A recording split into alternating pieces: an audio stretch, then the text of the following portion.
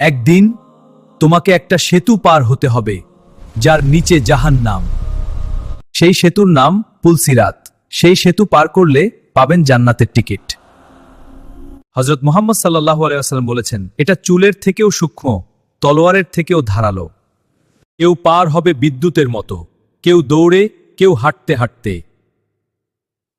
আর কেউ হোঁচট খেয়ে পড়ে যাবে জাহান্নামের আগুনে। আল্লাহ আমাদের হেফাজত করুন, আমিন। এদিন তোমার শুধু থাকবে তোমার করা আমল। তাই আজকের নামাজ হবে কাল পুলসিরাতে তোমার গতি। তুমি এখন যেভাবে জীবন কাটাচ্ছ, ভাবছো সময় অনেক আছে, কিন্তু মৃত্যু কাউকে নোটিশ দিয়ে আসে না। আল্লাহ পবিত্র কুরআনে বলেছেন, তোমরা যেখানে থাকো মৃত্যু তোমাদের কাছে পৌঁছে যাবে।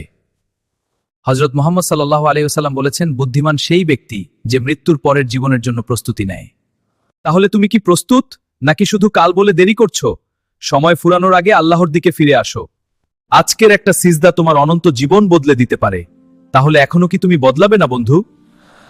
আমাদের এমন ইসলাম দাওয়াতে শরীক হতে সাবস্ক্রাইব করে একটি শেয়ার করবেন তো মুসলিম উম্মাহ। আপনার ছোট্ট একটা কাজে হয়তো কোনো ভাই বা বোন ইসলামের পথে ফিরে আসতে পারে। আল্লাহ হাফেজ।